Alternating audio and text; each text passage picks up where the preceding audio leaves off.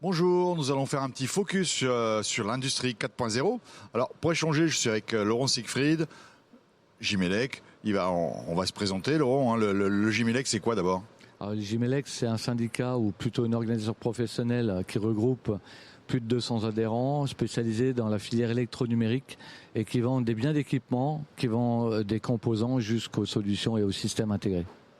D'accord, et ça représente quoi en termes de, je sais pas, de chiffre d'affaires, d'emploi? Voilà. Pas le Gimelec en tant que tel, mais c'est les adhérents en fait qui représentent quelques... Voilà, exactement. Tout le Gimelec, c'est 35 milliards d'euros de chiffre d'affaires, 70 000 personnes. La partie industrie dont je m'occupe, c'est à peu près la moitié, 15 milliards de chiffre d'affaires. On a beaucoup d'usines en France, c'est peut-être un peu la moitié également en matière d'emploi. Et le chiffre d'affaires de nos adhérents qu'on mesure est de 5 milliards d'euros. D'accord. Là, c'est le chiffre d'affaires, on va dire, du Gimelec, on pourrait dire. Et ces 5 milliards qui se répartissent comment? Parce que autant à une époque on était sur des produits et donc on avait 5 milliards de produits. Alors quand on parle de la filière, ça va être quoi? Est-ce que c'était à l'époque les automatismes, des capteurs, des entraîneurs? C'est un peu ce champ-là. Hein, voilà, alors ça évolue avec 4.0. On a rajouté à l'automatisme, à l'entraînement, à l'instrumentation, on a rajouté ce qu'on appelle nous la plateforme IT-OT. Donc, qui est tous les adhérents qui font en sorte que l'IT fonctionne avec l'OT inversement. Donc, le périmètre des 5 milliards, c'est moitié service et puis moitié produit. Ça veut dire que là où avant on était on était pratiquement que produit, il y a un basculement où cette partie service vient, ou alors dans les services on met quoi? L'implantation, on met aussi le digital, c'est ça? Exactement, on met surtout le digital qui a pris une grande partie de la valeur. Et donc, si la partie produit augmente petit à petit régulièrement au rythme du marché, la partie digitale, elle augmente au double de croissance, pratiquement en double de croissance chaque année. Ça veut dire que si on se projette dans, allez, je sais pas, 10 ans, on sera peut-être plus là tous les deux, on sera partis surveiller ça de très loin, mais oui. Dans 10 ans, on pourra avoir une partie service qui devient vraiment majoritaire, quoi. Oui, si on intègre la partie numérique dedans, elle deviendra largement majoritaire. À mon avis, 75% et 25%, alors qu'aujourd'hui, on a 50-50. Et alors, on est revenu à quelle position aujourd'hui en 2022 ? Je dirais qu'on a eu tous un break en 2019. Est-ce que ça veut dire qu'on est revenu à la situation de 2019 ou pas? Alors l'industrie en France, pas tout à fait. Elle est légèrement en dessous on va dire liée à la crise Covid de 2019. Nous, la filière électronumérique, on est légèrement au-dessus. On est meilleur que l'industrie. Donc notre filière se porte plutôt très bien. Bon, on a le problème structurel par ailleurs, on en reparlera, ou conjoncturel, on en parlera peut-être un petit peu après. Mais on a une croissance très forte sur l'année 2021 qui compense pratiquement 2019 avec on a fait plus de croissance par rapport à 2020. Donc on a rattrapé complètement 2020. On est à peu près à 6% de croissance au-dessus de 2019 si on se compare. Ah oui, donc c'est pas mal. C'est très bien. Et très, donc très les perspectives, enfin on va peut-être on en parlera peut-être tout à l'heure parce que les perspectives peuvent varier en fonction de différents critères. Exactement. On a quelques petits soucis, on en parlera peut-être après. Quelques petits soucis. Alors on va aborder les soucis après, mais je profite justement, je vois Xavier sur mon écran qui est arrivé sur un des stands, un des spécialistes aussi, enfin on ne va avoir que des spécialistes du 4.0. Je crois Xavier, vous êtes sur le stand d'IFM, si je repère bien la couleur qui est derrière vous. Je vous laisse la place, Xavier, à vous. Très bien, merci Guy. Effectivement, nous allons commencer notre tour des stands ici à IFM. Bonjour Samuel Gillette. Oui, bonjour. Vous êtes responsable software IFM France. Alors tout d'abord, rappelez-nous qui est IFM. Alors, IFM est avant tout une société allemande spécialisée dans le domaine industriel automatisme, la fabrication de capteurs et le développement de logiciels industriels. Donc en quelques chiffres, la société c'est 1,2 milliard de chiffre d'affaires l'année dernière, avec plus de 7500 collaborateurs répartis dans 90 filiales à travers le monde. Alors comment répondez-vous à ces enjeux de l'industrie 4.0 ? Alors, le 4.0, c'est quelque chose d'assez vaste. Nous, on répond avec la capacité à collecter déjà l'information depuis le terrain et ensuite proposer des outils pour pouvoir améliorer la maintenance. Alors, on va parler de maintenance conditionnelle, de maintenance prédictive, mais aussi des outils qui permettent d'améliorer tout ce qui est efficacité énergétique, la qualité ou tout ce qui est TRS, par exemple, ou l'amélioration continue des industries. Alors concrètement, quelles solutions offrez-vous au marché ? Alors, notre solution, elle est à plusieurs facettes. On commence évidemment par tout ce qui est captage de l'information issu des capteurs.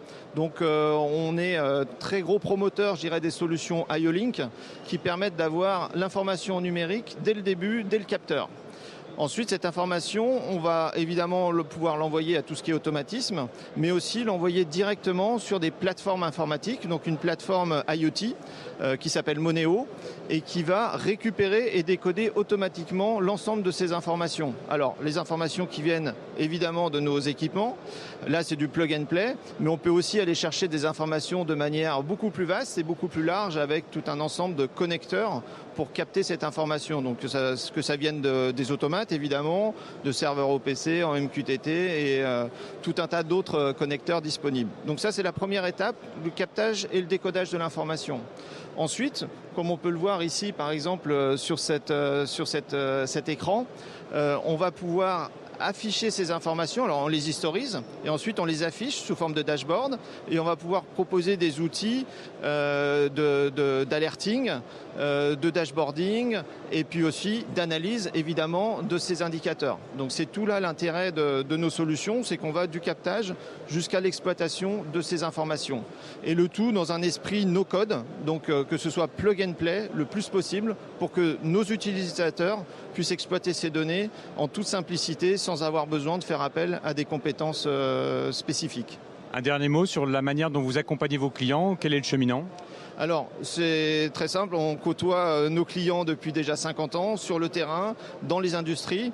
Et donc, ce que l'on propose, c'est de faire un audit pour commencer.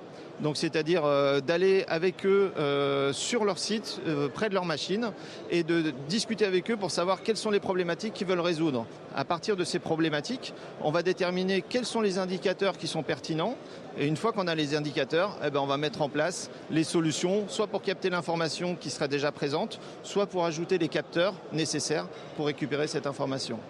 Et ensuite, on déroule la solution de manière très classique jusqu'à rendre le client complètement autonome pour pouvoir continuer de déployer par lui-même. Merci Samuel Jugette. Guy, à vous. Merci Xavier, c'était intéressant. On a vu une première étape du 4.0, on va en voir d'autres, Laurent, entre nous. Mais c'est vrai que j'ai noté un mot, c'est le mot IO-Link. Oui. Typiquement dans IO-Link, on retrouve des composants.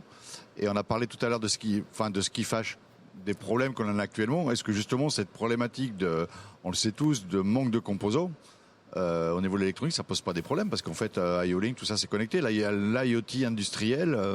Et oui, c'est un de nos sujets majeurs en ce moment. Donc on a effectivement une rupture de composants majeure qui s'éternise dans le temps. Et on est, pour info, la deuxième filiale la plus concernée à l'automobile parce que tous nos adhérents utilisent énormément de composants dans leurs produits, notamment pour IO-Link et pour tout ce qui est automatisme, variation de vitesse, etc. J'en passe. On est pessimiste un peu sur cette partie-là parce que ça augmente considérablement les délais, ça augmente également un peu les prix, mais c'est surtout les délais qui posent problème. Et donc, si la conjoncture est très bonne en entrée de commande, elle est peut-être un peu moins bonne en livraison. Donc, dans notre jargon, on appelle ça le backlog. Donc, on a des bonnes entrées de commande et on a de moins bonnes livraisons à cause de cette rupture de composants. Et ça, on a une vision là-dessus, on en a strictement aucune. Oui, alors on suit ça de très près. Il y en a qui disent 2024, on est certain que ça sera résorbé. Donc ça, c'est le plus pessimiste. Et puis on pense que 2023, ça sera peut-être une année un peu compliquée. Voilà, on est entre 6 mois et 18 mois de délai pour avoir des composants, pour revenir à la normale en matière d'approvisionnement de composants. Ouais, donc ça, c'est assez compliqué. Vous disiez d'ailleurs que par rapport à l'automobile, c'est juste la deuxième. Oui, on est à deuxième. Je sais pas, on aurait dit classiquement automobile, aéronautique, etc. Mais non. Non. Ouais. Juste après l'automobile, c'est vous, quoi. Exactement. Ouais, l'automobile est très concernée, c'est les premiers, et puis juste après, c'est nous. Quand vous parlez de délai, c'est quoi les délais Alors pour un produit standard, on en trouve encore assez facilement parce qu'il y en a certains qui ont pris des précautions et donc les délais sont, on va dire, normaux, de l'ordre de 1 à 2 semaines, et il peut y avoir des délais qui vont jusqu'à 18 mois aujourd'hui sur certains produits très spécifiques. Je pense par exemple au domaine de l'instrumentation ou de la mesure ou des produits, donc ça peut aller très loin en matière de délai. Ah oui, c'est-à-dire qu'aujourd'hui, on est au mois de... Oui, on est sur Global Industries 2022, voilà. On joue en mai, j'ai du mal, on commence à être fatigué pendant le salon. On est au mois de mai 22, le prochain c'est au mois de mars 23, ça se trouve mon produit sera livré si je passe commande aujourd'hui au prochain Global. Ouais, c'est un produit très spécifique. Oui, c'est impressionnant, absolument. On n'a jamais vu ça. Moi, j'ai une ancienneté assez forte dans le domaine de l'industrie. On n'a jamais vu une crise aussi majeure en matière de composants. Alors, il y a une deuxième problématique. L'impact peut-être moins, je ne sais pas, c'est tout ce qui est matière première. Parce qu'aujourd'hui, on entend bien qu'il y a les composants, mais il n'y a pas que ça. Il y a est-ce que la matière première, c'est quelque chose qui impacte aussi de votre côté ? Oui, alors elle impacte également notre filière, la matière première, mais moins dans une problématique de délai. Là, c'est plus une problématique de prix à la production. C'est-à-dire qu'on trouve la matière première assez facilement dans le monde entier. Quand je dis assez facilement, faut prendre mes vérités vraies à 80%.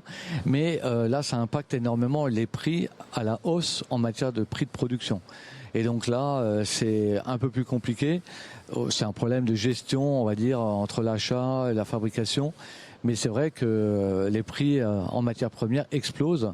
Ça n'est pas que ce qu'on entend à la radio tous les jours, c'est une vérité. Et donc, il faut être très sensible à ça. Mais là, vous êtes au même pied d'égalité que les autres, j'allais dire. Oui. Il n'y a pas une spécificité sur votre filière. Voilà, oui. Tout le monde va augmenter ses prix par rapport à la matière première. Pour expliquer peut-être aux personnes, c'est qu'on a maintenant des devis qui sont avec une durée de validité de 4 heures. Alors, on n'avait jamais vu ça avant. En règle générale, on a des durées de 2 mois, 3 mois, 6 mois. Là, on peut avoir des devis qui ont une durée de validité de 4 heures. Sinon, le prix n'est plus garanti. Bon, on va avancer sur ce chemin-là. Je vois que Xavier, il a remonté l'allée G dans le hall 5. On est dans le hall 5 sur la partie Smartech. Oui. Donc Xavier, je vais vous passer la parole. On parlait de service tout à l'heure, Laurent, ensemble. Mais en fait, il est auprès d'une entreprise qui s'appelle IBM, qui est connue de tous. Et je crois qu'on va parler de maintenance prédictive si j'ai pas trop mauvaise mémoire. Xavier, je vous laisse la parole. À vous.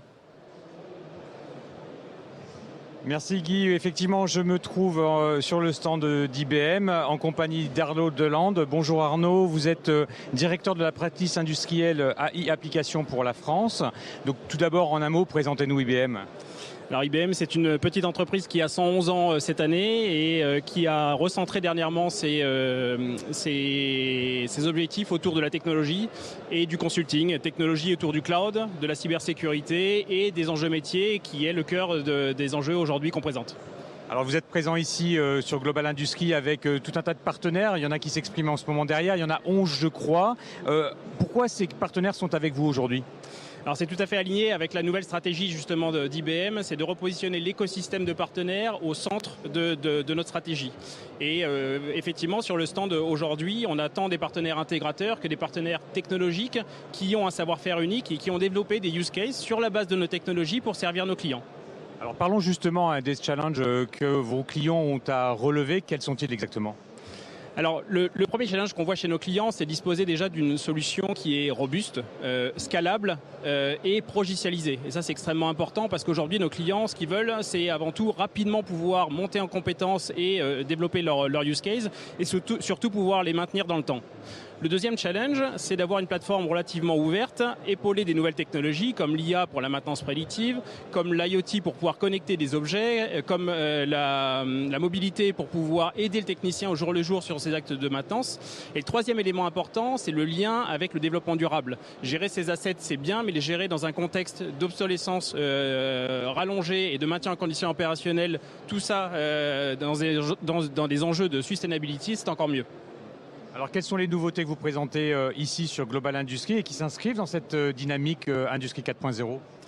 Alors, de trois ordres. Le premier, c'est la suite évolution de Maximo, Maximo Application Suite, qui est une suite logicielle qui reprend le cœur de la partie GMAO traditionnelle de Maximo, mais qui vient s'enrichir justement de l'intelligence artificielle pour faire de la maintenance prédictive, qui vient pouvoir s'interconnecter avec des capteurs, des sensors pour pouvoir faire de la quasi-temps réalité sur le monitoring de ces assets, aussi une déclinaison mobile via smartphone ou tablette pour aider les techniciens au jour le jour, et puis aussi équipé de la partie inspection visuelle, capture vidéo, photo, pourquoi pas équipé d'un drone pour aller remplacer, prendre des photos d'un bâtiment comme celui-ci ou d'une infrastructure ou d'un ouvrage d'art. Et puis le deuxième élément important, justement, dans la dynamique du développement durable, c'est qu'IBM a fait l'acquisition d'une technologie qui s'appelle NVISI au mois de février dernier. Et cette technologie a pour but, de pouvoir rationaliser, consolider et agréger de la donnée autour du développement durable. 2, de mettre en place des reportings pour l'interne, pour pouvoir mesurer les effets de l'évolution de l'empreinte carbone de l'entreprise, mais aussi échanger avec l'externe, et tout ça dans le cadre des conformités et réglementations. Et le dernier élément, c'est agir, et c'est mettre en place des actions, pouvoir les suivre, les monitorer et décarboner finalement l'entreprise elle-même. Merci à Arnaud Delande pour toutes ces précisions. Et voilà Guy, à vous de reprendre la main. Merci Xavier. On a vu le côté service, le côté produit, ça faisait un petit peu le pont avec ce qu'on a vu tout à l'heure. Ouais. Je voudrais qu'on termine un petit peu sur ces histoires de pénurie parce qu'elles me font un petit peu peur. Est-ce que ça veut dire que les investissements continuent, que les entreprises continuent à investir dans ce domaine-là, continuent à acheter quelque part ? Est-ce que vous sentez, est-ce qu'ils freinent, est-ce que ça leur fait peur ? Alors au contraire, il faut pas avoir peur de ça. Je dirais que les entreprises, au contraire, elles passent. Même, je l'ai dit, en entrée de commande, on est excellent. Et c'est conjoncturel. On sait que ça va revenir à la normale. C'est le contexte à la fois géopolitique, c'est le contexte des composants qui font ça. Mais c'est conjoncturel. C'est la sortie de Covid. On avait tout arrêté, donc on a tout repris et ça a créé une demande mondiale considérable. Bon, il faut absorber cette partie-là et après on va repartir à la normale. L'industrie en France se porte bien. Donc ça c'est ok, c'est le côté positif. Alors je veux investir, je trouve pas le produit. Est-ce que ça veut dire qu'aujourd'hui, parce que c'est vrai que sur le salon on voit quand même des nouveautés, on va y venir tout à l'heure, oui. Mais ça veut dire qu'il y a certaines nouveautés que l'on ne sort pas parce que toutes les équipes développement sont obligées peut-être de redévelopper des produits qui existent avec les composants qu'ils trouvent. Enfin est-ce qu'on a ce genre de c'est une bonne question, absolument. Chez certains de nos membres, on a essayé de trouver des nouveaux composants qui rentrent dans la fabrication des produits en matière d'innovation, de recherche, de développement, etc.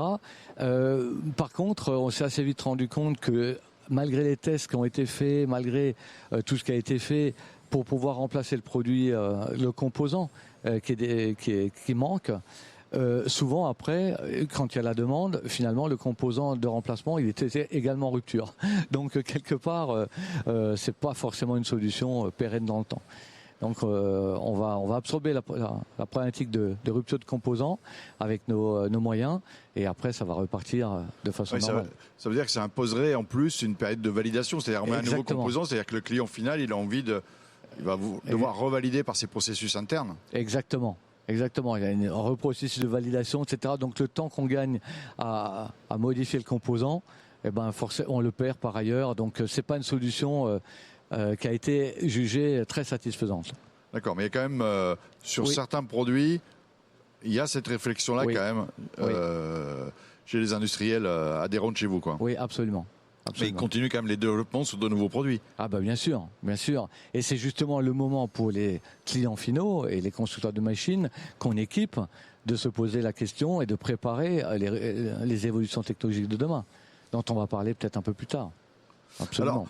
Alors, juste, je voulais revenir sur quelque chose que vous avez dit tout à l'heure. J'ai eu du mal à m'y faire. Ça veut dire qu'aujourd'hui, les délais, je passe commande de quelque chose.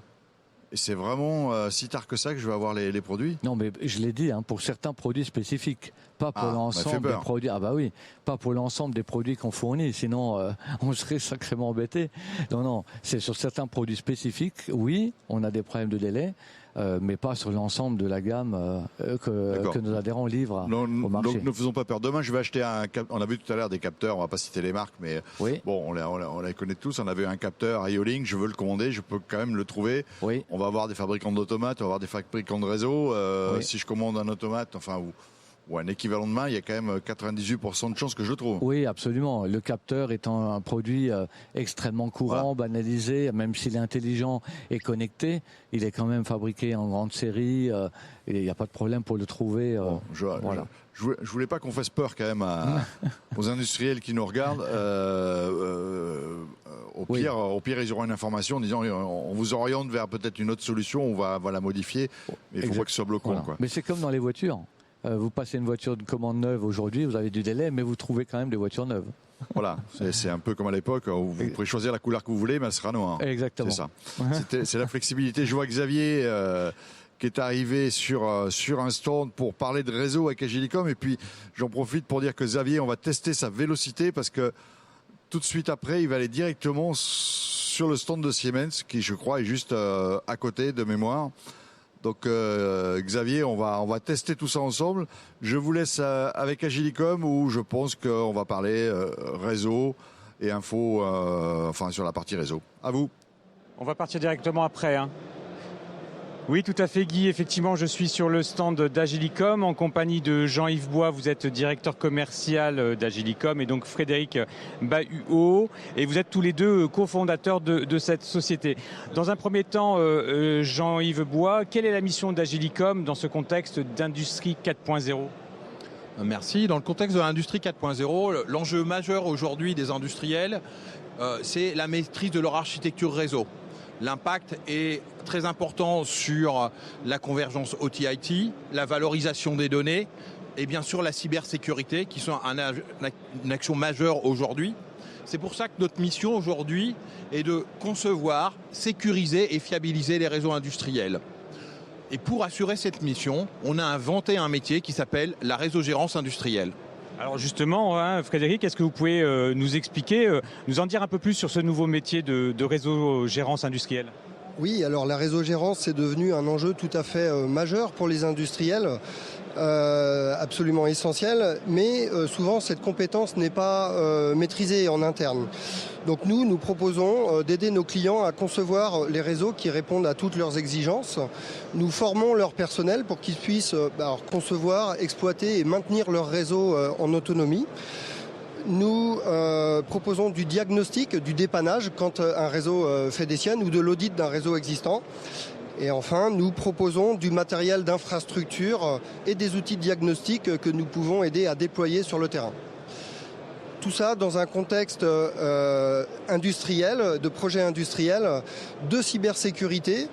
C'est un corollaire à tout ce qui est réseau aujourd'hui. Et d'ailleurs, à ce titre, nous proposons de faire la cartographie des réseaux, parce que la première étape de la cybersécurité, c'est de bien connaître ces réseaux.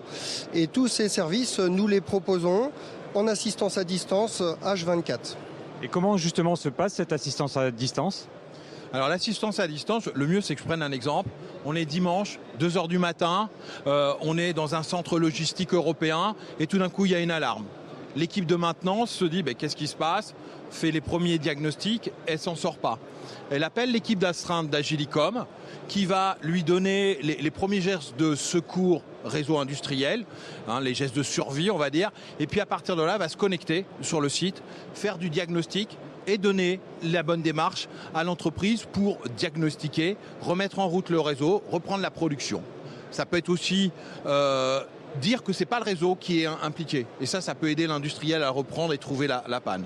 Donc ça se fait sur les réseaux industriels, les réseaux terrain, le Wi-Fi et la 5G. Et quelles sont vos perspectives de développement donc dans les prochains mois ? Eh bien, nous sommes sur un secteur très porteur. Les réseaux, c'est la colonne vertébrale de l'usine aujourd'hui, c'est un essentiel. Donc, on cherche à se rapprocher toujours davantage de chez nos clients par un déploiement en région. Aujourd'hui, nous sommes 26 collaborateurs et nous comptons doubler notre effectif dans les 3 années à venir. Donc, j'en profite pour dire que nous recrutons en ce moment des personnes avec qui nous partageons des valeurs d'équipe, de professionnalisme, de respect et d'initiative. Très bien, écoutez, merci messieurs, et le message est bien passé. Merci messieurs. Merci. Et bon salon, et donc on va continuer donc à se déplacer tous ensemble pour aller jusqu'au stand de Siemens. Alors je vous préviens Guy, en fait mon équipe n'était pas forcément prévue de cette mise en scène que vous nous imposez là, mais on va essayer de se frayer un passage parce que vous vous rendez peut-être compte Guy, mais au fur et à mesure de la journée, et particulièrement ce jour, il y a énormément de monde qui vient sur cette édition de Global Industries.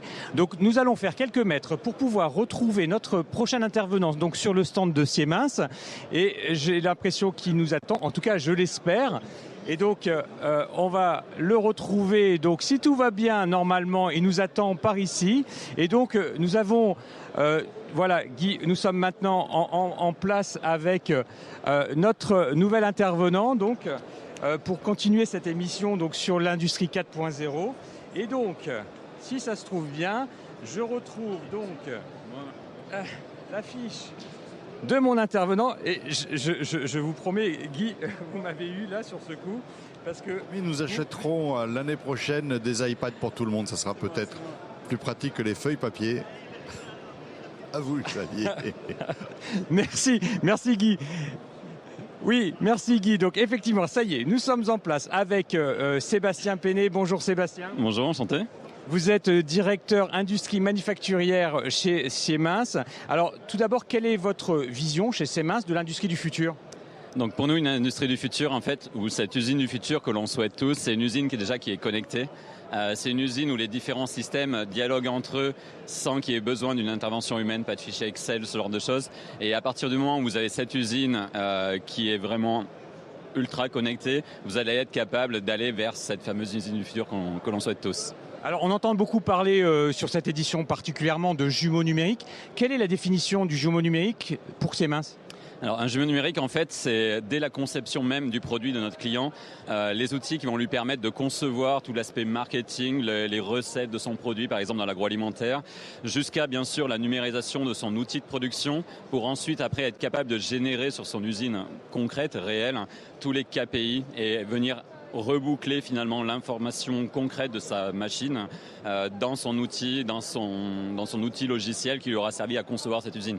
Donc le jumeau numérique, c'est pas juste une machine en 3D qui tourne, c'est vraiment la numérisation de l'ensemble de ses besoins au niveau de la R&D, de la RH, et voilà. Donc c'est tous les outils qu'aujourd'hui on met à disposition de nos clients pour faire cette usine numérique et ces jumeaux numériques pour nos clients.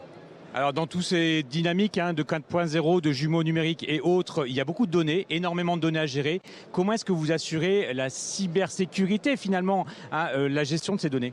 Voilà, c'est un sujet qui est très important, on l'a dit. On va venir interconnecter des usines, on va venir échanger de la donnée, créer de la valeur autour de cette donnée. Donc pour nous, le but, c'est vraiment que tout ça se fasse dans un monde le plus sûr possible. Et donc déjà au niveau des hardware, des automates ou des systèmes que l'on va mettre dans les usines de nos clients, on va concevoir ces produits-là de façon cyber. C'est-à-dire de base, en termes de design même des produits, on va faire en sorte de mettre en place des barrières qui vont faire que les systèmes en tant que tels sont les plus sécurisés possibles, et derrière en plus ça passe aussi par de la formation de l'humain, et ça c'est un thème qui est très important, c'est que cette usine du futur, il faut qu'à un moment on réfléchisse l'ensemble des gens qui vont interopérer avec cette usine et que derrière tous les systèmes soient les plus sécurisés possibles. On travaille avec l'ANSSI, on travaille avec différents organismes ou prestataires sur ces domaines-là pour être sûr que les données, là où elles sont sécurisées et que personne ne peut y accéder. En tout cas, que les personnes qui le souhaitent peuvent y accéder. Et dans cette digitalisation, comment est-ce que vous accompagnez vos clients ? Alors, sur plusieurs aspects, énormément d'aspects, sur les formations, ainsi de suite, mais l'idée aussi, c'est d'accompagner l'humain. C'est-à-dire la personne qui est dans cette usine, parce qu'une usine digitale, c'est pas une usine sans être humain, au contraire. Mais par contre, c'est que les personnes qui vont recevoir tous ces outils, qui vont être à l'origine, en fait, du fonctionnement des machines, ainsi de suite, soient les mieux formées possibles, connaissent tous ces enjeux, pourquoi on fait tout ça et soit moteur. Donc on forme, on apprend à sécuriser justement l'ensemble des installations, à ne pas mettre une clé USB n'importe où dans une machine. Et voilà, on accompagne vraiment nos clients sur le déploiement de ces solutions, mais aussi sur la formation des équipes dans ces nouvelles usines que l'on veut connecter, encore une fois, et usines du futur. Merci Sébastien Pédé de ces précisions. Et Guy, on vous retrouve dans quelques minutes maintenant. On va faire une petite pause et une transition plus conventionnelle cette fois-ci. À tout de suite. C'est pas gagné, Xavier, c'est pas gagné. Xavier, je pense que les 2 prochains, il va falloir faire le même système. Ça nous permet de voir les allées, en fait. Et je tiens à préciser que les visites sur les stands se font, en fait, dans le sens des stands. On monte pas en haut d'un hall pour redescendre. Donc c'est vrai que techniquement, par contre, on n'a pas forcément des choses qui s'enchaînent. Mais on prend les stands au débeauté. Mais on va les réserver une surprise encore à Xavier tout à l'heure. Il s'est très bien débrouillé, j'ai trouvé. Ça montre que dans les allées, il y a du monde aujourd'hui, c'est rempli. Et les gens viennent voir de la techno, Laurent. Oui. Donc en fait, je me tourne vers vous parce que la techno, quels sont les technos aujourd'hui qu'il faut bien regarder? Je sais que moi, si je veux voir les technos, je vais sur le site industrie40.fr, qui est le site lancé par le Gimelex, toutes les industries 4.0. Ça permet peut-être de voir les nouvelles technos. Quelles sont celles qu'il faudrait aller voir aujourd'hui, sur lesquelles qu'il faut vraiment suivre? Non pas qu'elles soient pas, il y en a des plus ou moins importantes, mais il y en a peut-être sur lesquelles vous voulez focaliser. Oui, alors déjà, je partage votre analyse, Guy. J'ai bien aimé, moi, la transition en réel pour voir un petit peu le monde dans les allées. Sur les technos, sur le site industrie40.fr, vous trouvez l'intégralité des technos de l'industrie 4.0. C'est un site de référence. Il y a quelques technos qu'il faut voir plus que d'autres, c'est sûr. On vient d'en voir une qui a été évoquée, le jumeau numérique par exemple. Mais moi, je dirais même un cran au-dessus, le virtual commissioning qui est destiné, qui est le jumeau numérique pour les OM, pour les constructeurs de machines, qui permet d'aller du virtuel vers le réel et de la mise en service de la machine derrière est un incontournable, par exemple. On a parlé de la cybersécurité, un incontournable également. Alors attendez, allons pas trouver de virtual commissioning, c'est du jumeau numérique version plus large, c'est ça ou... C'est du jumeau numérique adapté pour la clientèle constructeur de machines. C'est-à-dire on va jusqu'à la simulation de la machine après avoir fait le jumeau numérique de la machine. Donc on est vraiment... et après, on fait la mise en service complète de la machine à travers sur le PC. Donc on évite le prototypage, on évite la mise en service, on peut aller chez le client avec une machine déjà pratiquement finalisée, à 90-95% finalisée, plutôt que de faire une mise en service complète sur site et de la redémonter et ensuite d'aller là où il y a le client final. D'accord, donc je suis fabricant de machines, je vais voir sur le site, virtual commissioning, c'est des choses qu'il faut pas que... Absolument. Faut que je m'y intéresse. Absolument. Deuxième, vous m'avez dit... Cybersécurité. Ça c'est peut-être plus classique, mais enfin dans les automatismes et l'industrie, quoi. Exactement, adapté au système industriel. Et donc du coup, là on trouve toute l'offre dédiée et spécialisée sur la partie cybersécurité industrielle. Alors vous dites que c'est peut-être déjà plus classique, oui, pour les initiés. Beaucoup d'industriels pensent que c'est pas encore très utile. Donc moi j'encourage quand même d'aller voir parce que c'est incontournable maintenant. Quand je disais classique, en fait, c'est le terme qui est plus usité Exactement. que virtual commissioning. Exactement. Mais c'est pas classique et il y a peu d'entreprises qui ont résolu le problème. D'ailleurs, ça se saurait. Merci, Guy. Ensuite, on a une autre techno qu'il faut aller peut-être voir, c'est l'edge computing. Alors l'edge computing, j'aime beaucoup parce que l'edge computing, c'est adapté aux petites et moyennes entreprises. Je suis pas obligé de partir d'une usine neuve pour faire l'industrie 4.0. Je pars d'une usine existante, même vieillissante, et je mets quelques capteurs, je mets une IoT box comme on l'appelle dans notre jargon, mais je mets un endroit sur quelques machines. Je peux déjà capter des données, je mesure ces données, l'évolution dans le temps, je prends un système de pilotage, le tout pour aller 10-15 000 euros. On commence déjà à rentrer dans l'industrie 4.0 sans changer du tout le process de fabrication. Et donc l'edge computing, c'est vraiment adapté aux PME, aux petites ETI qui ont envie de mettre le pas à l'industrie 4.0. Donc ça n'est pas réservé qu'aux grands groupes, parce que j'entends souvent ah bah oui, mais les grands groupes et voilà. Non, c'est l'industrie 4.0, c'est vraiment destiné à l'ensemble des PME. On pourrait le traduire en français par le pied à l'étrier, quoi. Exactement. C'est ça, c'est se dire, voilà. Je mets une partie, je connecte une partie, puis après je vais avancer, quoi. Voilà, et tout à fait. C'est comme quand vous faites un régime, un Guy. Vous commencez à acheter une balance, vous mettez dessus et vous voyez combien vous pesez. Voilà. On part déjà par là. J'ai compris le message, Laurent. Il faut que je vais acheter une balance. Et donc là, c'est des sujets. Moi, j'étais étonné. Il y a un sujet, c'est pareil. Comment on le mettrait? C'est tout ce qui est l'intelligence répartie, parce qu'aujourd'hui, on n'a plus une centralisation, on a une intelligence répartie. Ça, c'est pas un sujet. Alors, c'est un vrai sujet, un sujet de fond qu'on est en train de mettre en place, qui va être d'ailleurs très vite amendé sur le site industrie40.fr. C'est ce qu'on appelle, nous, dans notre jargon, l'intelligence répartie. On pense que, au même titre qu'il existait des automates qui géraient tout dans un endroit de l'usine et avec des multiples entrées-sorties, on pense que maintenant, de plus en plus, l'intelligence va se répartir, y compris dans les capteurs, dans les actionneurs, dans les afficheurs, dans les automates, mais de façon plus répartie, avec des nouvelles normes d'automatisme qui se mettent en route. Et donc, on est vraiment l'IT qui rentre dans le domaine de l'automatisme. Et ça, on va l'aborder très rapidement. D'accord, je vois que c'est un sujet qui va être intéressant. Alors, on va peut-être en parler, là, d'intelligence répartie. Xavier, nouveau challenge, c'est parti. On va vous suivre. Je crois qu'on va parler de Motion.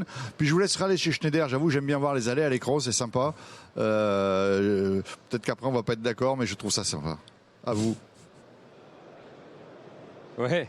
Oui, il y a toujours quelques mètres qui séparent les stands, mais on va essayer de résoudre votre challenge. Nous sommes effectivement ici devant chez Beckhoff en compagnie de Yannick Bouvard. Bonjour. Bonjour. Vous êtes responsable commercial France chez Beckhoff et nous sommes justement devant un démonstrateur XTS. C'est un des produits phares de Beckhoff. Alors en quoi est-ce qu'il a révolutionné l'industrie de la machine ? En fait, que l'XTS, comme le futur qui est l'X-Planar aujourd'hui, c'est un produit qui aujourd'hui est au cœur de l'industrie 4.0, l'industrie du futur. Et surtout intégré aux machines agiles. C'est un produit qui permet justement dans une chaîne de production de masse de pouvoir faire de l'eau de taille 1 et donc permettre aux industriels de pouvoir très facilement passer des changements de format et donc de s'adapter aux demandes de ses clients, du marché, donc pour être de plus en plus compétitif. Et voilà, c'est une des gros avantages, on va dire, de la solution qu'on propose, des solutions mécatroniques chez Beckhoff. X-Planar est un petit peu différent dans le sens où lui, il va pas y avoir d'usure parce qu'il n'y a pas de contact, donc la palette est dans lévitation magnétique, mais il va rajouter aussi 6 degrés de liberté, donc des possibilités de pouvoir se mouvoir dans la machine un petit peu d'une nouvelle manière. Voilà, donc rajouter des fonctionnalités aux machines agiles existantes. Parlons un petit peu des domaines d'application, quels sont-ils ? Alors, les domaines d'application, on peut parler de l'électronique, de la microélectronique bien sûr, de la pharma, et puis on peut pas ne pas citer l'agro et surtout le cosmétique, qui est en fait l'XTS est aujourd'hui un produit incontournable de ces métiers. Alors, il y a une autre nouveauté que vous présentez ici sur Global Industries, c'est le NCT. De quoi s'agit-il ? Expliquez-nous. Alors déjà, NCT, c'est l'acronyme de Non-Contact Technology. Bon, c'est, on va dire, une vue simpliste. Ça permet d'avoir en fait une communication par induction magnétique entre la partie fixe et la partie mobile qui se trouve donc sur le produit en mouvement. Voilà. Donc ça rajoute encore une fois des possibilités. On peut avoir cette partie d'échange à la fois de communication et de puissance un peu où on veut dans le circuit, et donc permettre ainsi des nouvelles possibilités toujours dans ces machines qui sont de plus en plus agiles. Et là, de la même manière, en fait, quels sont les domaines d'application ? On retrouve exactement les mêmes domaines, mais on va un petit peu plus loin, c'est-à-dire qu'on peut encore augmenter la cadence et permettre de faire des actions et des tests pendant que le produit est en mouvement. Donc, encore une fois, augmenter les capacités d'output des machines. Très bien. Merci beaucoup Yannick Bouvard pour ces explications. Et donc oui, comme vous le voyez Guy, il y a effectivement beaucoup de monde sur ce salon Global Industries, et y compris qui passe devant les caméras. Clairement, vous nous facilitez pas forcément la vie. On a eu très chaud et vous verrez en fait qu'on finira en fait cette émission et cette démonstration avec en parlant de thermographie justement, mais quelques mètres à peine effectivement. Et je retrouve mon prochain invité qui s'appelle Jean-Pascal Ries. Vous êtes directeur marketing à la transformation digitale chez Schneider. Et puis le temps que nous allions au lieu que nous avons tous les deux convenu par avance pour pouvoir aborder cette question. Est-ce que tout d'abord vous pouvez nous dire quels sont les 4 piliers clés que vous présentez ici à vos utilisateurs, à vos clients dans le programme de transformation digitale. C'est l'excellence opérationnelle. Vous voulez commencer par celui-ci. Ça veut dire quoi exactement, excellence opérationnelle ? Alors l'excellence opérationnelle, c'est l'ensemble des techniques qui permettent l'implémentation de l'amélioration continue, notamment basée sur le lean management. Et ça, on considère ça chez Schneider Electric comme des bases et une fondation pour la transformation digitale, parce qu'on veut digitaliser des processus qui fonctionnent et éviter de digitaliser des processus qui ne fonctionneraient moins bien. D'accord. Alors voilà, on est dans la digitalisation, on a beau être dans la digitalisation, mais sans performance de l'équipement, on ne peut pas faire grand-chose. Absolument, et pour cela, il faut les logiciels qui permettent de capter la donnée au niveau de la machine, de la contextualiser au niveau de l'opérateur, mais aussi au niveau de l'usine et aussi éventuellement au niveau d'un groupe industriel. Et c'est ce monitoring et cette visibilité et aussi le pilotage de cet ensemble qui va pouvoir apporter la performance des équipements via notamment de la maintenance prédictive ou de l'intelligence artificielle par exemple. Alors, à l'heure actuelle, parmi les sujets d'actualité qui préoccupent beaucoup de monde, dont les industriels, il y a ce souci de gestion de l'énergie. Qu'est-ce que vous proposez en la matière ? Absolument. Donc ici, au niveau de la gestion de l'énergie, il s'agit déjà de la rendre visible et donc d'agréger l'ensemble de la donnée à la fois des process mais aussi des utilities pour agréger l'ensemble de la consommation énergique au niveau d'une usine et, si possible, de la corréler avec le pilier précédent qui est l'ensemble des données des process pour avoir une bonne compréhension et un pilotage fin à la fois énergétique et des process en même temps. Autre sujet d'actualité, il y a la protection des données avec beaucoup de choses qui se passent autour du piratage des données. Pareil, quelle est votre solution chez Schneider ? Évidemment, lorsqu'on parle de transformation digitale, c'est de la donnée, donc il faut que l'ensemble des équipements soient connectés. Ça ouvre des risques au niveau de la cybersécurité. Et aujourd'hui, il faut accompagner les clients. Aujourd'hui, on accompagne nos clients de façon cybersécurisée dans leur transformation digitale. C'est un pilier qui est notamment clé, qui permet une mise à l'échelle rapide des solutions digitales. Pas de digitalisation sans une architecture cybersécurité native. Merci Jean-Pascal Ries de toutes ces précisions et bon après-midi sur Global Industrie. Merci, Guy, c'est à vous. Merci Xavier. Vous voyez, deuxième challenge réussi, c'est formidable. Je vais vous laisser vous déplacer sur le dernier stand. Vous avez à peu près 2 minutes, je vais vous laisser le temps d'avancer avec Laurent sur un autre sujet. On vient de parler de Gigafactory, pas de Gigafactory en particulier, mais bon, de ces nouveaux marchés, Gigafactory, hydrogène, etc. Est-ce que vos adhérents, ils sont prêts ? Est-ce qu'ils sont formés ? Est-ce que tout est prêt pour aller attaquer ces marchés-là ? Et puis, est-ce qu'on a les compétences ? Alors effectivement, les grands challenges de demain, on peut en parler, hydrogène, Gigafactory, on pourrait parler peut-être de la renaissance du nucléaire aussi, qui voit en l'espace de 4 mois, comme on a changé sur l'état d'esprit du nucléaire qu'on voulait enterrer, qui finalement revit, tout ça faudra le travailler. On peut parler encore d'autres domaines, l'électromobilité, qui est en train de se transformer. Alors est-ce qu'on est prêt ? On est dans le mouvement. Moi je dirais pas qu'on est totalement prêt pour adresser tout de suite des solutions fiables et sécurisées et disponibles, mais en tout cas on est dans le mouvement pour ces grands marchés de demain. Il ne faut pas que la France passe à côté de ces marchés-là. Si on passe à côté de ces marchés-là, on retrouvera une France de nouveau à la traîne par rapport à l'industrie. Et comme je le disais en début de séance, l'industrie française est en train de revivre. La première fois qu'on a un solde positif de création d'entreprises par rapport au nombre de fermetures, par exemple. Et donc, grâce à toutes les actions qu'on met en place, le salon, mais pas que, les aides gouvernementales, l'État, toutes les politiques maintenant régionales qui se mettent en place pour accompagner les industriels. Donc oui, on est en mouvement pour aller vers les grands challenges de demain.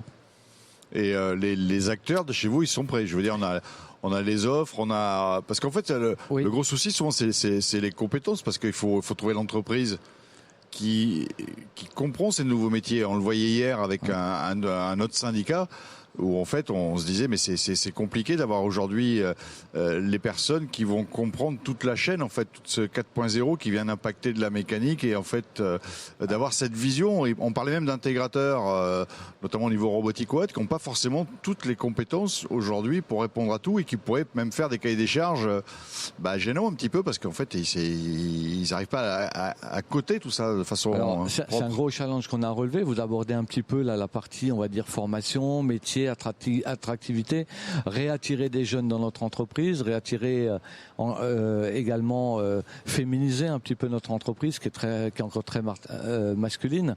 On a compris que tout ce qu'on met en place servait à, on va dire, à transformer les métiers vers des métiers à très haute valeur ajoutée. C'est fini le temps où quand on travaillait mal à l'école, on allait à l'usine. Là, c'est l'inverse, c'est-à-dire qu'il faut très bien travailler à l'école pour pouvoir avoir une chance d'aller dans l'industrie. Donc on demande de l'expertise, on demande des ingénieurs, on demande... et pour ça, on doit être attractif. Et effectivement, on travaille avec des grandes écoles pour reféminiser à la fois, avoir plus d'ingénieurs au niveau femmes, c'est important, et comme ça, on a derrière des nouveaux challenges qui peuvent s'ouvrir sur la compréhension des métiers. Alors on va terminer le dernier challenge, d'ailleurs on va voir si Xavier l'a réussi. Xavier, on va parler capteur de température, parce que je crois que là, la température, elle est montée. À vous.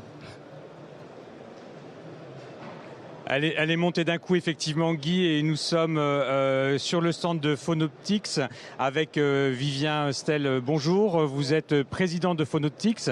Est-ce que tout d'abord, vous pouvez nous présenter votre société ? Oui, donc Phonoptics, on est une jeune entreprise de 5 personnes. On fait beaucoup de recherche et développement et de développement de capteurs sur mesure. Notre activité principale, donc, ce sont les capteurs à fibre optique pour les environnements les plus extrêmes. Donc capteurs acoustiques, capteurs de pression dynamique. Et tout récemment, et c'est une nouveauté ici, capteurs de température type pyrométrique. Quels sont d'une façon générale vos clients ? Nos clients sont des grands comptes, principalement dans le domaine de la R&D, des laboratoires, pour le développement de nouveaux matériaux, vraiment à la pointe de la technologie, justement dans les environnements les plus extrêmes, pour repousser les limites de leurs équipements. Du coup, ils ont besoin de nouveaux systèmes de mesure et on peut les aider à fournir de nouveaux systèmes de mesure. Alors vous l'indiquiez, sur Global Industries, vous présentiez Thermoref, qui est l'une de vos nouveautés, une innovation. Que permet-elle exactement ? Oui, tout à fait. Thermoref, donc c'est un pyromètre à fibre optique, enfin un pyromètre optique, donc une mesure de température sans contact. C'est nos clients qui nous ont poussé à développer ça, donc on a développé ce nouveau capteur. Et ce capteur donc permet de mesurer la température, sans contact, avec une innovation majeure, une exclusivité mondiale, c'est de pouvoir calculer l'émissivité de la cible. Donc on n'a plus besoin de la connaître. Le dispositif le mesure et le corrige automatiquement. C'est pour la première partie, ça s'adresse aux industriels qui conçoivent, qui fabriquent les produits, ou on peut le retrouver un peu plus tard, lors des phases de maintenance par exemple ? Donc effectivement, ce dispositif peut être utilisé pour développer, faire des stress tests sur des produits donc, en phase R&D. Après, on peut l'utiliser aussi pour la phase de production, pour tout ce qui est... pour suivre la production et aussi pourquoi pas en maintenance lorsqu'on fait des réparations sur des pièces où on a besoin de vérifier que la température est correcte. Et en termes de matière, est-ce que toute matière peut être contrôlée, suivie, vérifiée avec cet outil ? La grande innovation de ce capteur, c'est qu'effectivement, peu importe l'émissivité de la cible, le capteur va mesurer l'émissivité. La seule prérogative, c'est que le milieu doit être opaque à la longueur d'onde utilisée. Après, on peut utiliser différentes longueurs d'onde, donc on pourra s'adapter. Mais voilà, on peut vraiment mesurer n'importe quel type de matière, de surface, et le capteur va automatiquement corriger et avoir toujours la vraie température, la bonne température. Donc c'est un gain de temps, une simplicité, vraiment une révolution de pouvoir s'affranchir de ce problème majeur qui est la non-connaissance et l'évolution de l'émissivité. Donc opaque, donc ça veut dire pas de verre par exemple, mais quels sont les avantages qui existent par exemple par rapport à vos concurrents ? Effectivement, beaucoup sont venus nous voir en nous demandant est-ce qu'on pouvait mesurer sur le verre. Actuellement, dans la version existante, on ne peut pas, puisque le verre est transparent aux longueurs d'onde qu'on utilise, en partie transparent. Néanmoins, s'il y a beaucoup de demandes, et il semblerait y avoir quand même pas mal de demandes, on va peut-être être amené à développer une version spécifique pour mesurer sur le verre. Et quelle est la faculté en fait d'une entreprise, d'une jeune entreprise comme la vôtre, justement à innover ? Est-ce que vous vous appuyez aussi sur un tissu de laboratoire, peut-être d'université qui vous accompagne, ou ce sont des développements que vous faites vous de votre côté ? Alors, on fait beaucoup de développement en interne. On a une grande capacité avec notre équipe de faire des innovations et de s'adapter aux besoins de chaque client. Donc c'est pour ça que je vous dis, on peut partir sur le verre et on peut le faire assez rapidement avec beaucoup de souplesse. Mais on est aussi bien entendu aidé par des laboratoires, par exemple ce capteur-là de température. On est aidé avec l'Institut P' à Poitiers et des ingénieurs de l'ENSMA qui nous apportent leur savoir-faire en étalonnage et en mesure sur corps noir. Donc voilà, effectivement, on s'appuie sur des compétences aussi externes. On va chercher les compétences qui nous manquent et pour proposer les solutions sur mesure à nos clients. Un mot sur votre participation à Global Industries. Je crois que c'est la première fois que vous y participez, je me trompe peut-être. Mais qu'en pensez-vous en fait? Qu'attendez-vous exactement? Effectivement, on avait participé à d'autres salons. Il y a eu un petit coup de mou avec l'effet Covid. Ça fait plaisir de revenir sur un salon avec autant d'exposants. Le salon est très grand avec beaucoup de différents thématiques. Ce qu'on attend ici, voilà, c'est justement de rencontrer des personnes d'univers un peu plus différents qu'on n'a pas l'habitude de croiser d'habitude. Très bien. Merci beaucoup Vivien Stel pour votre présence, votre participation à cette émission sur Global Industries. Guy, c'est à vous. Écoutez, il me reste juste, merci Xavier, à remercier tout le monde, merci Laurent. On est juste dans le timing, donc je vous remercie tous pour ce challenge qu'on a réussi à relever tous ensemble. Merci. Merci à vous.